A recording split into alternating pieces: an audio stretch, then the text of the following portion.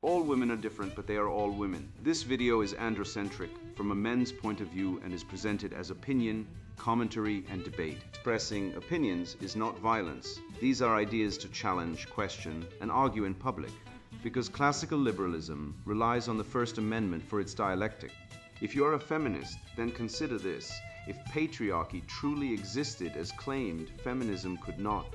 And if all men are trash and women are equal to men, then what are we to conclude? Women will die for their children, men will die for their wives and children, and God chose to die for all mankind. Authority rolls up with responsibility. If this framing of facts offends you, click off to a cute cat video.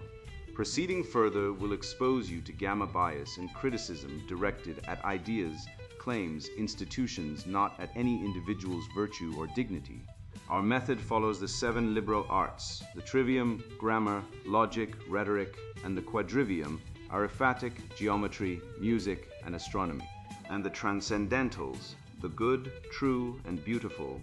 If this framework is not for you, feel free to exit now. It's no disgrace. Women are wonderful. God bless America. Men are great. Feminismus delendus est. Derrida dictionary attack. Leftist word games making dissent unthinkable. Written by Conrad Riker. Available now. Links in description. Men are the new proletariat. How feminism, Marxism, and the gynocracy are stealing your life, labor, and legacy. And what you must do before it's too late. I once watched a man sob into his beer at a greasy bar stool because his wife walked out for a personal trainer who dodged taxes and lived in his mother's basement, yet somehow gets her better. The bartender, a weathered ex-Marine, chased a painkiller with stale coffee and muttered, "She didn't leave you for that guy.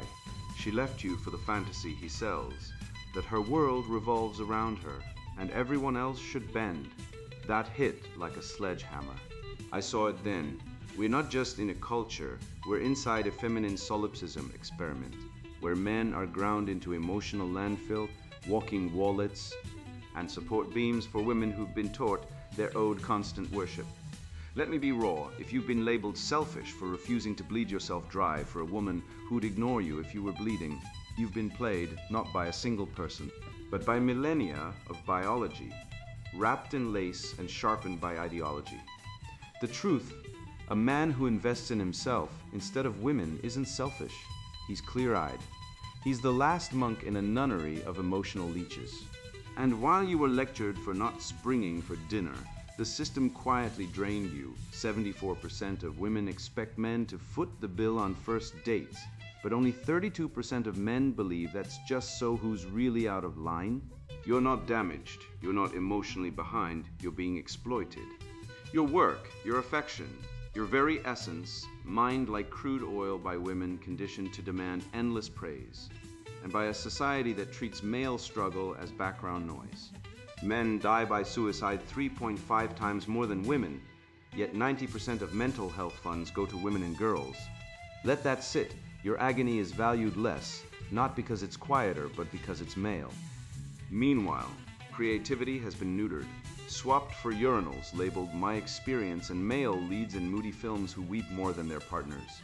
Real art, like Michelangelo's David, requires discipline, bravery, elevation. Feminized art only asks that you pity the creator, and don't start on dating apps. Men send 75% of messages, cover 95% of fees, yet women receive 90% of matches. This isn't romance. This is emotional tenant farming. You're tilling the soil, but someone else reaps the crop. The red pill isn't just about love. It's about recognizing the full illusion. Lenin's working class wasn't factory hands. It's you, the guy paying alimony to a woman letting another man raise your children. You're the engine of civilization, taxed past breaking, divorced beyond repair, told to recover when you finally snap. But here's the forbidden reality: you don't need recovery. You need fairness. You need to walk away. You need to stop fueling the system. This book isn't comfort. It's a resistance guide, because the battle isn't outside. It's in your bank account, your bedroom, your mind. And if you're ready to stop being the livestock and start being the one holding the knife, then welcome to the only uprising that counts, the rebirth of the male spirit. The alchemy of self-worth when a man stops feeding the vampire. Love is blind, they say, but only until the credit card bill arrives. I once had a brother, call him Jason, because that's his real name, who maxed out 3 cards trying to impress women who wouldn't even remember his last name by Tuesday. He was what the manosphere calls a beta orbit, a well-meaning fool who thought that buying champagne at rooftop bars and surprise weekend trips to Cabo were the royal road to female affection. He wasn't courting women. He was auditioning for the role of sugar daddy in a reality show he hadn't even been cast in. Then he read Schopenhauer. Not the fluffy, romanticized version peddled by philosophy Instagram accounts, but the raw, bitter, true Schopenhauer. The one who wrote that the will to life is a blind, grasping force that drags men into marriage with women who, biologically speaking, are only interested in what you can extract from the world on their behalf. Jason stopped, cold turkey. He implemented the red pill budget. 70% to self, gym skills, real estate, 20% to brothers and family, 10% max to dating, and never more.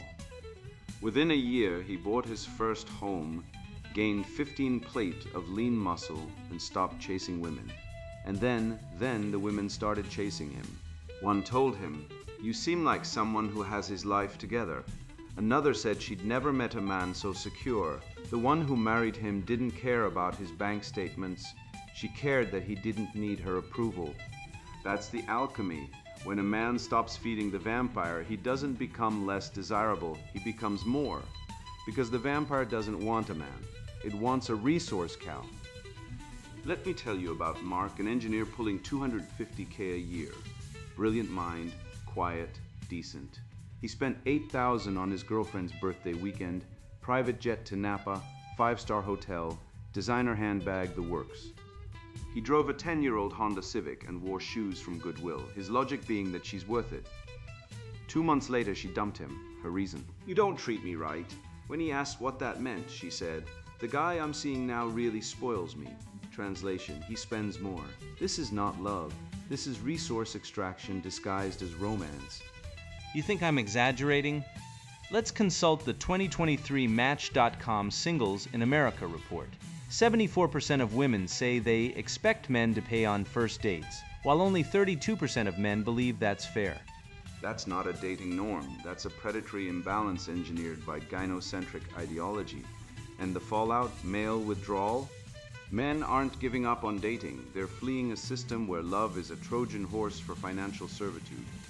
The ancient Greeks had a word for this, akolasia, excessive indulgence, moral decay.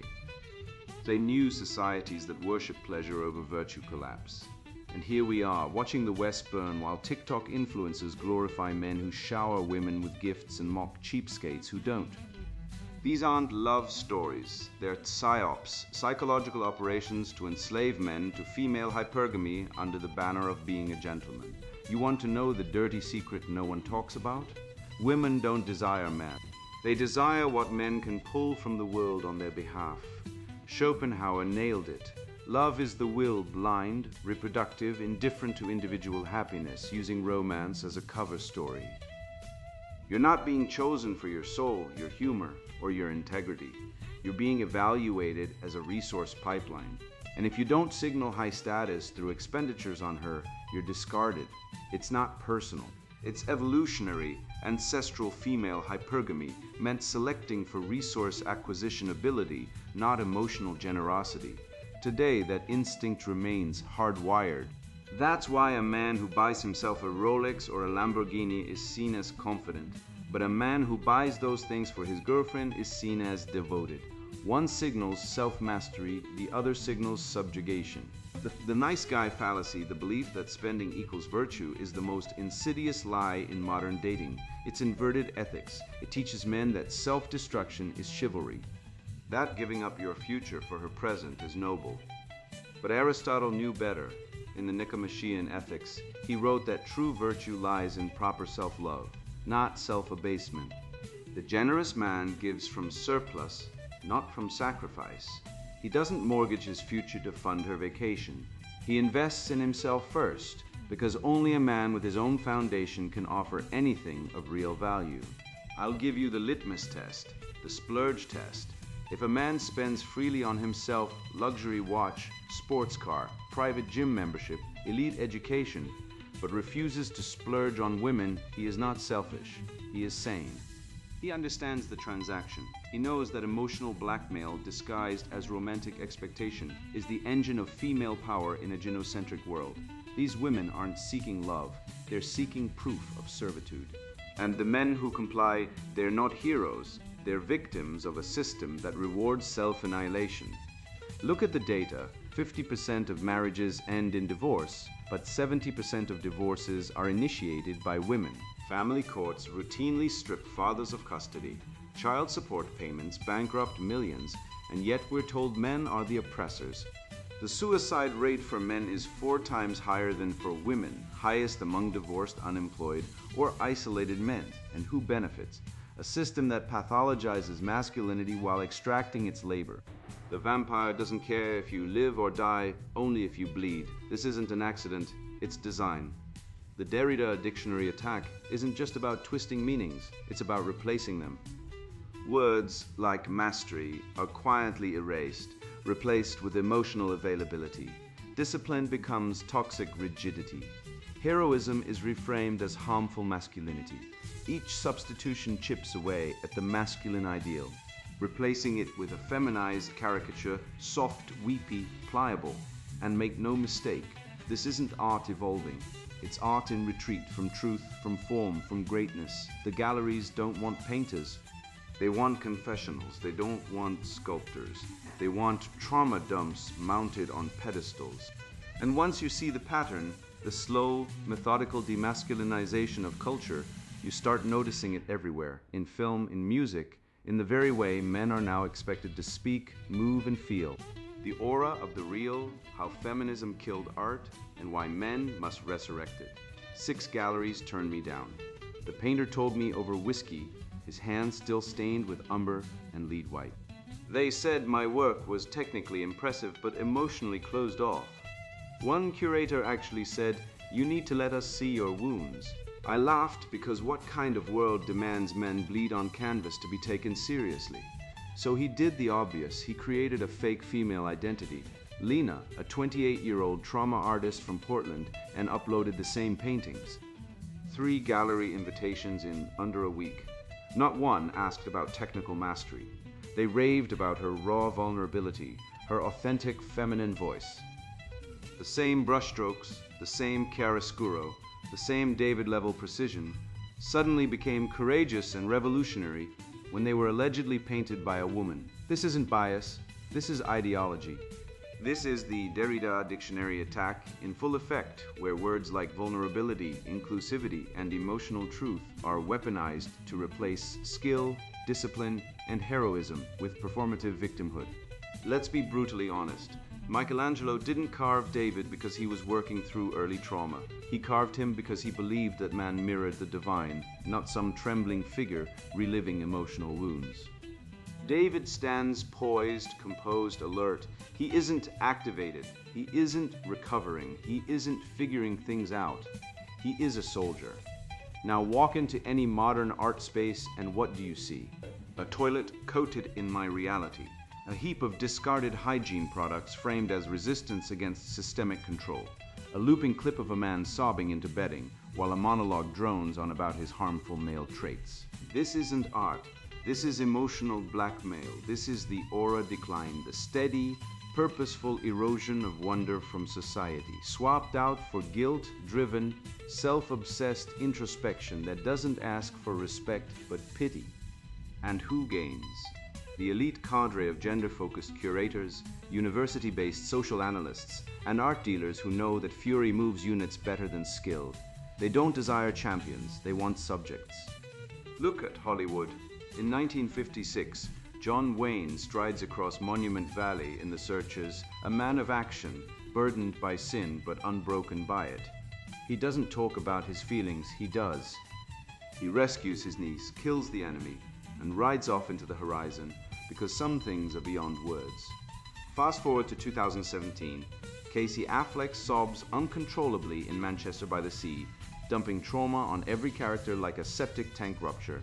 He doesn't solve anything. He doesn't grow.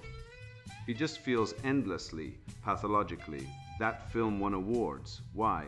Because the feminist cultural apparatus rewards men who collapse. They don't want men who act, they want men who confess. They don't want strength. They want submission. And the proof, since 1970, 80% of art school graduates are women. 80%, that's not diversity, that's conquest. And what happens when a field is flooded by one sex? The values shift from mastery to relatability, from endurance to emotional availability, from heroism to victim signaling. It's not coincidence, it's biology. Women, on average, prefer art that makes them feel safe, seen, and validated.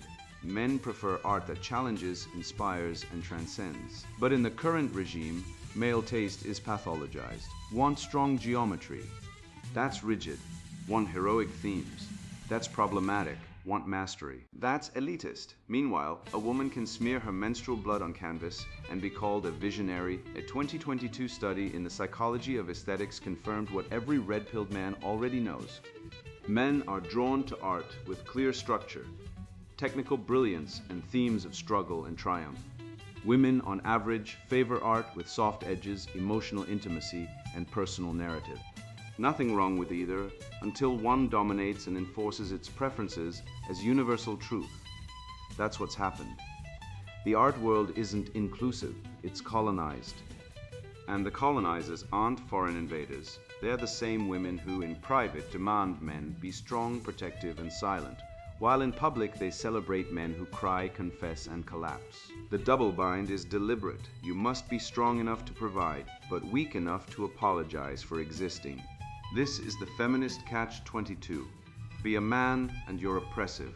Act like a man and you're toxic. Be a man and you're a threat. Stop being a man and you're worthless. Even our music has been castrated. Where are the ballads of Johnny Cash, I Walk the Line, Folsom Prison Blues, songs of duty, restraint, and honor? Replaced by Lana Del Rey's legion of sad boys droning about their daddy issues and emotional unavailability. Oliver Tree sings, I'm not okay, and millions of boys nod along like it's wisdom. It's not, it's surrender.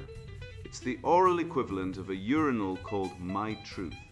And why does this spread? Because the feminist machine has redefined courage as confession.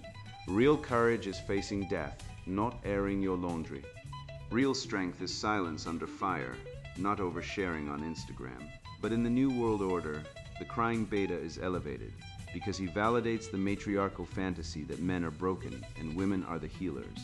It's the same lie sold in family courts where fathers are stripped of their children over minor infractions, while mothers abandon kids and walk free. It's the same lie behind the male suicide rate, 4 times higher than women's, because men are told they have no role, no purpose, no art, unless they become emotional eunuchs. Exodus 20:4 says, Thou shalt not make unto thee any graven image. But men have always carved gods because we are image bearers, imago Dei. The question is, what kind of God do we make? For millennia, we carved Zeus, Apollo, David, Achilles, beings of power, beauty, and order. Today, we carve the sensitive white boy, pale, tearful, apologizing for his existence, crowned not with laurels, but with trauma badges. This is not progress. This is degeneration. And Walter Benjamin was wrong. The aura of art wasn't lost to mechanical reproduction. It was murdered by genocentrism. The aura, the sacred, the transcendent, the holy is replaced with the therapeutic, the confessional, the safe. Art is no longer meant to elevate.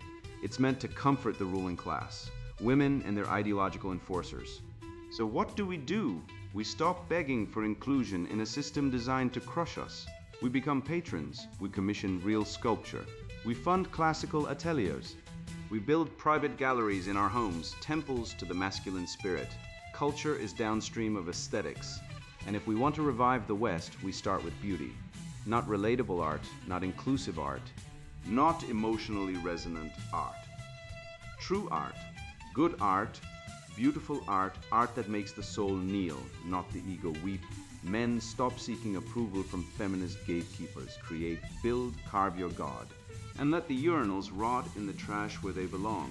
I once believed empathy was a universal currency until I watched my brother, a former Marine, sit alone in his truck for hours after his divorce, while his ex-partner posted tearful selfies and got invited to brunches to heal. That's when it hit me. Our culture doesn't lack compassion. It hoards it. It distributes it like loot from a feminist heist, where only one gender gets shares, and the rest of us, men who bleed silently, who vanish into work, drink, or the cold grip of a noose, are left outside the circle, told we're too hard, too dangerous, too much, until we break. And then we're told we should have been softer. But softness won't bring back dead sons, lost homes, or stolen dignity. What we need isn't more tears on demand, it's truth and brotherhood. And the right to suffer like men, not patience. The laughter of the damned, how society mocks male suffering and celebrates female hysteria. He cried, not because he was weak, but because he had carried the weight of the world for too long, and no one had ever asked how he was holding up. I watched a man collapse on a park bench, once shaking, tears streaming, muttering about losing his kids in family court. A woman walked by, glanced, then turned to her friend and whispered, "Men just need to get over themselves." Meanwhile, that same week, a woman posted on Facebook that she was feeling a bit off and received 247 comments. 15 care packages and a GoFundMe for her emotional wellness retreat. Let's be clear, men's suffering is not invisible. It's deliberately ignored, it's laughed at, it's pathologized. It's monetized into therapy bills and antidepressants, but it is never ever validated. You know why? Because society has outsourced empathy, reserved it exclusively for women, like a VIP lounge guarded by feminist bouncers who check your ovaries at the door. The CDC reports that men die by suicide at 3.5 times the rate of women. 3.5 times, not 1.2, not slightly higher, triple plus. Yet 90% of publicly funded mental health programs are designed for women and girls. Let that reality marinate. Men are dying at epidemic levels, and the system responds by handing women coloring books and mindfulness apps while telling men to man up, unless, of course, they cry in a Gillette ad, at which point they're paraded as courageous while still getting shafted in divorce court, denied access to their children, and mocked for being emotional in real life. This isn't just hypocrisy, it's structural betrayal. Its policy in 2019, the UK Police Suicide Intervention Guidelines explicitly instructed officers to treat female suicide attempts with nurturing language and physical safety measures like mattresses, while male attempts were to be met with de-escalation techniques, read talk them down, don't coddle.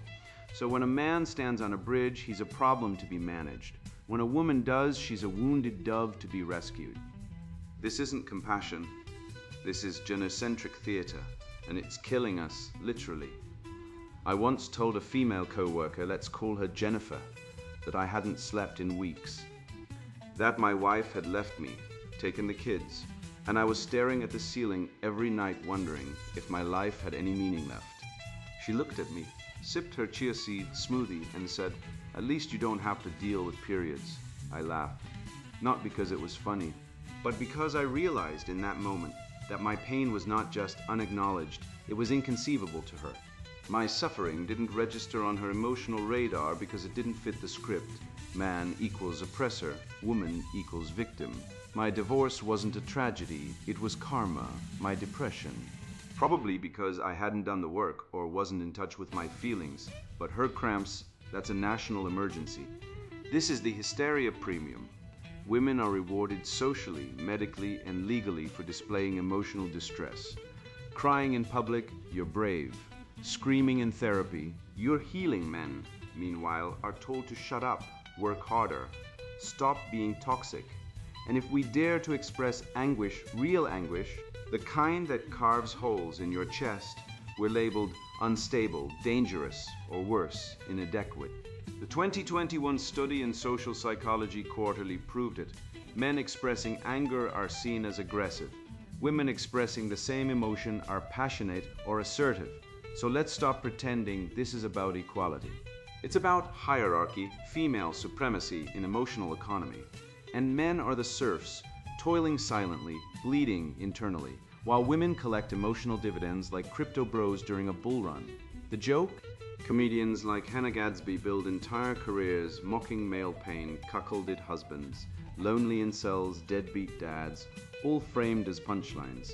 But if a woman cries because her latte is cold, that's a human rights violation.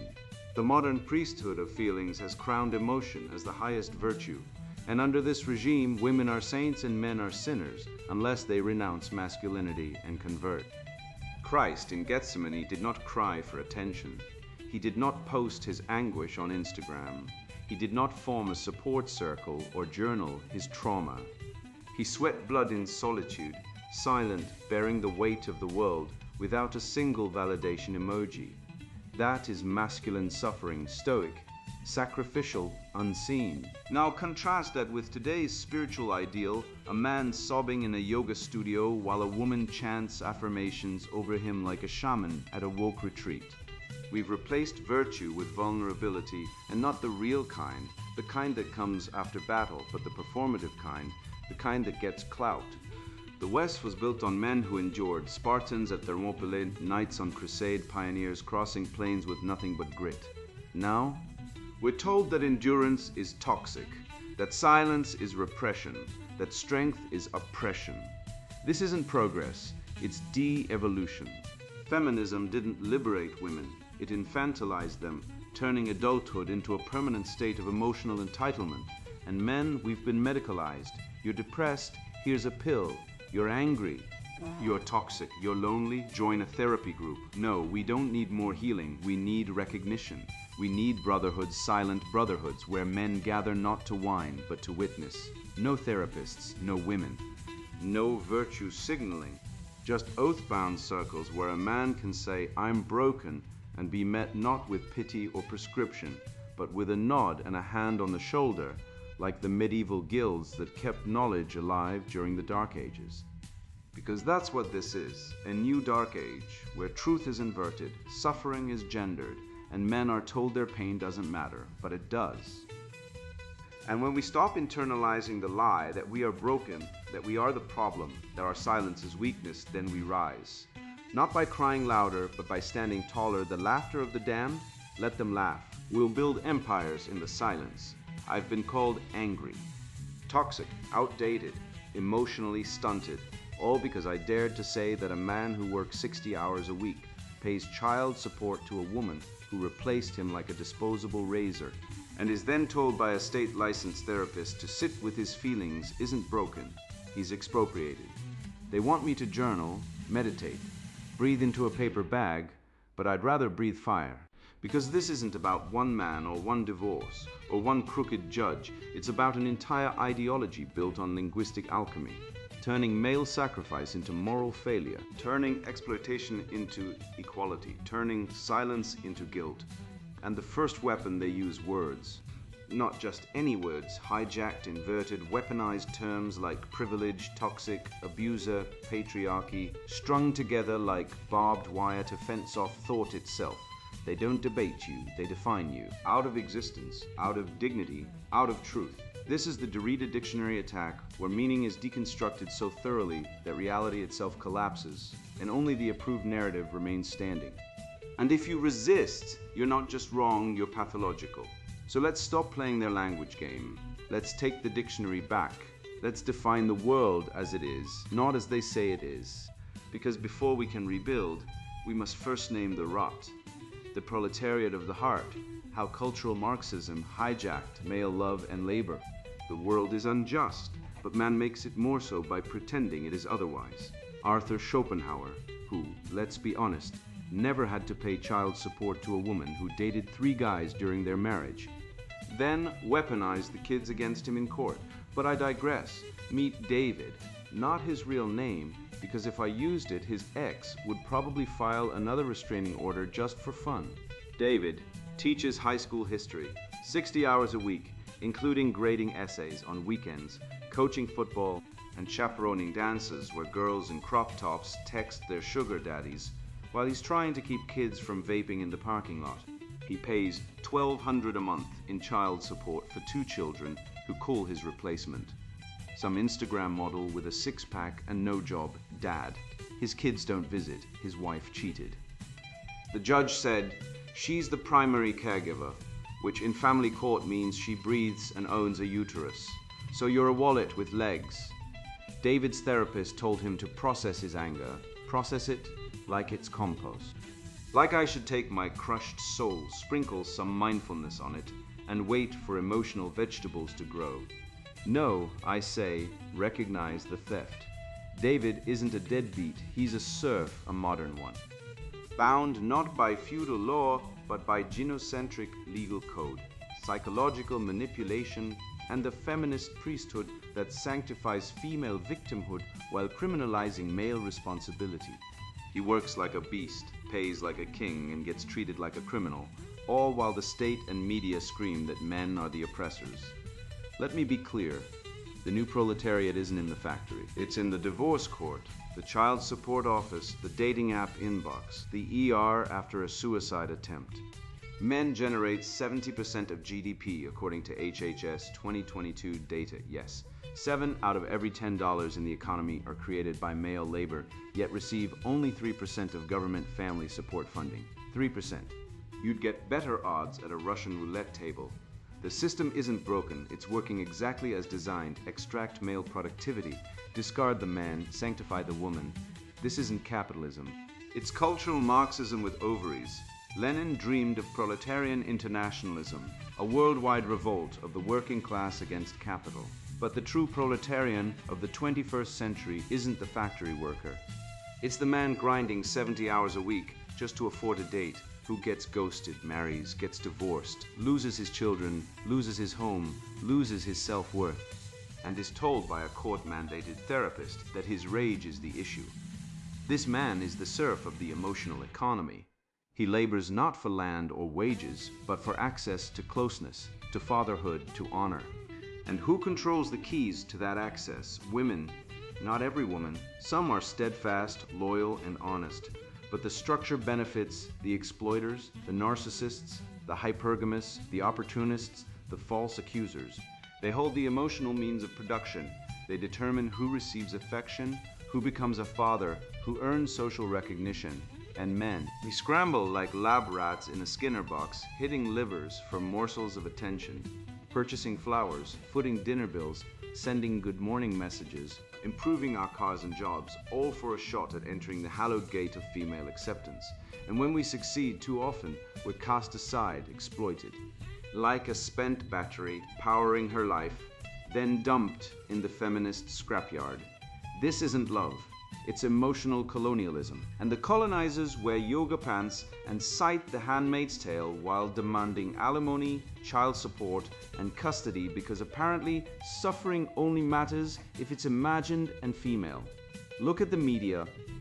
TV shows like The Handmaid's Tale depict women as oppressed by men in a dystopian future.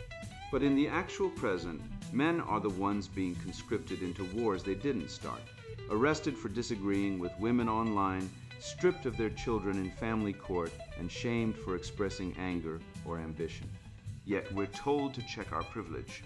What privilege? The privilege of being the first thrown into the war machine, the privilege of being presumed guilty in domestic disputes, the privilege of working until you drop, only to be replaced by a younger model while your kids call someone else Dad?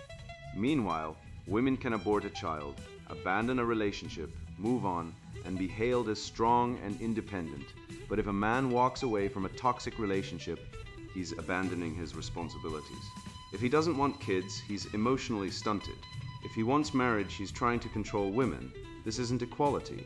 It's Marxist redistribution of love and labor, where women demand equal rights but supreme entitlements.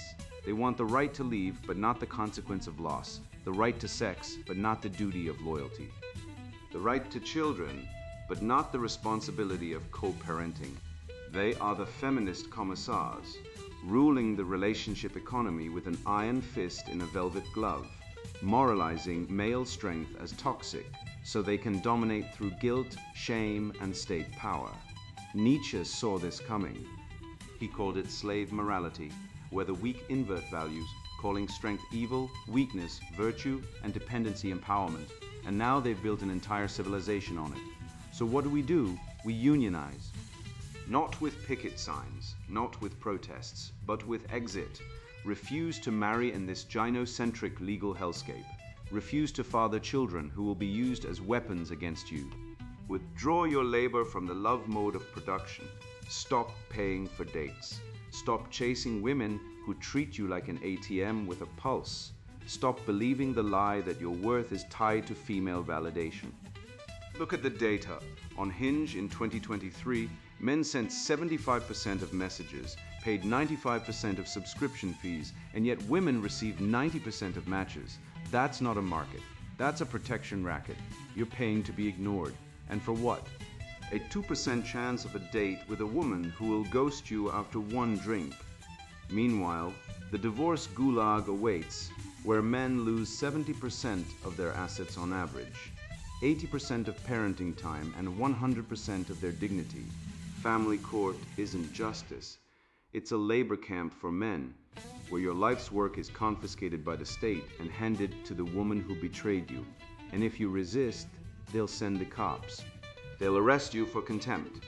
They'll throw you in jail for not paying alimony you can't afford after she took everything. This isn't hyperbole. It's daily reality for thousands of men and the suicide rate.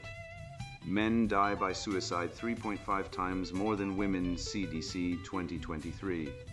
Not because we're weak, because we're broken by a system that exploits our love, our labor, our loyalty, and then discards us like trash. I say, wake up. Stop pretending this is fair. Stop letting cultural Marxism redefine your virtue as vice. Your strength is not toxic. Your desire for family is not oppressive. Your work ethic is not exploitation. It's civilization. Every hospital, every bridge, every computer, every book, built by male hands, male minds, male sacrifice, and what do we get? A divorce decree and a therapist telling us to explore our feelings. No. I say, stop feeding the machine. Withdraw. Build male spaces. Mentor young men. Teach them the truth, that women are not queens but mortal, flawed, and often dangerous.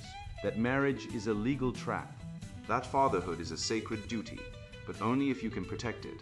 That your labor is yours, not the state's, not hers. You are not a resource to be extracted. You are a man. And if this system won't honor you, stop honoring it. Exit, resist, rebuild, or die free, not as a serf of the heart, but as a sovereign soul who refused to kneel. You want to know the real reason no one wants to be a man anymore. It's not because we're obsolete. It's because we've been turned into sacrificial cattle. You work 70 hours a week, pay taxes that fund programs you'll never benefit from, get ghosted on dating apps while women swipe right on foreigners with fake muscles. And when you finally crack, when you stand on that bridge, railing, the cop doesn't say, "We're here for you." He says, "Get down, you're holding up traffic." Meanwhile, the woman who cries because her avocado toast was cold gets a TikTok support group and a GoFundMe. That's not equality, that's a protection racket run by sentimentalists and bureaucrats who've weaponized empathy like a cudgel against men. I once knew a guy who spent $12,000 on his girlfriend's surprise trip to Santorini. Helicopter transfers, private dinners, the whole fairy tale. 6 weeks later, she left him for a guy she met at a juice bar who understands her energy. He didn't send flowers, he sent a PDF of his aura reading, and she called that romantic. Let me translate. She traded real sacrifice for spiritual theater. That's the gynocentric economy in action. You bring gold, she wants glitter. You build empires, she wants Instagram captions. You die silently, she gets a Lifetime movie. The data doesn't lie. 40% of men are now disengaged from dating. 78% of divorces are initiated by women and in family courts. Fathers are treated like unpaid contractors if they're lucky. One father in Ohio lost custody because he homeschooled his kids during the pandemic. The judge called it radicalization. Try that with a mother, try it. The truth is simpler than any therapist will admit. Women don't want partners, they want providers with a kill switch. The system rewards women for consuming male effort and discarding the husks. But you're not a husk, you're a man. And men don't beg for scraps. We built cathedrals when others lived in caves. We mapped the stars while shamans pointed at the moon and called it magic. We don't need permission to matter. We define what matters, so stop funding the circus. Stop paying for her third coffee of the morning like it's a tithe to the goddess of vibes. Invest in yourself, your body, your mind, your legacy. Buy the damn watch. Take the trip. Lift the weight. Because when a man spends on himself, he's not selfish. He's declaring war on the cult of female entitlement. And that war, it's already won the moment you stop believing their lies. And now the sponsored book introduction, Derrida Dictionary Attack, Leftist Word Games Making Dissent Unthinkable. You have been played. Not just lied to, played every time you were told that loving your country makes you a xenophobe, that defending men's rights makes you sexist, that wanting truth makes you hateful. You were being manipulated, not by accident, not by confusion, by design. This book is not another rant. It is a forensic dissection of how language, logic, and morality have been hijacked by an ideology that thrives on inversion. I know this because I lived it. I spent years trying to reason with people who no longer reasoned. I watched institutions collapse from within while being told it was progress. I saw masculinity pathologized, fatherhood erased, truth replaced by emotionalism, and dissent silenced with guilt. I was called paranoid. Then I started tracking the patterns, the words they used, the way they used them. The way they never argued, they just accused. That's when I realized, this isn't debate, it's programming. They aren't trying to convince you, they're trying to rewire you. I spent the last decade mapping the architecture of this ideological virus. I studied its origins in postmodernism, its adoption by activist networks, its spread through academia, media, and corporate HR. I traced how Derrida's deconstruction became a weapon, not for inquiry, but for domination. How the trivium, grammar, logic, rhetoric was replaced with feelings as facts, victim status as authority, and guilt as governance. I interviewed psychologists, analyzed feminist theory, dissected leftist rhetoric, and reverse engineered the word games that make dissent feel immoral. This book is the result. It shows, word by word, how language was corrupted to make clear thought impossible, how equality now means erasing differences, how consent is used to control behavior, how care is weaponized to justify control, how institutions no longer serve truth, justice, or beauty, but ideology. This book is for men who are tired of being told they are the problem, for men who love logic, who respect the Western canon, who believe in truth, beauty, and goodness as real things, not social constructs, for men who see the rot in universities, churches, governments, and families and want to understand how it got there and how to resist it. If you are a man who has been called toxic for setting boundaries, regressive for believing in merit, or privileged for working hard, this book is your vindication. It will show you that you are not crazy. You are being targeted. And you are not alone. Inside, you will find the tools to dismantle the lies, to reclaim your mind, to speak clearly in a world that punishes clarity. If you are not that man, if you believe that biology is bigotry, that men are inherently oppressive, that victimhood grants moral authority, that truth is violence, then stop reading now. This book is not for you. Close it. Go back to your safe spaces, your participation trophies, your groupthink. This is not your world. This book is for those who want to think, not be thought for those who want to lead, not follow, for those who want to rebuild, not burn. The game has been exposed. The dictionary has been attacked. The left won't tell you how they did it, because if you know, you can't be controlled. This book tells you. It gives you the words back. It gives you your mind back. Read it. Use it or be used. Derrida Dictionary Attack. Leftist Word Games Making Dissent Unthinkable. Written by Conrad Riker. Buy now. Links in description.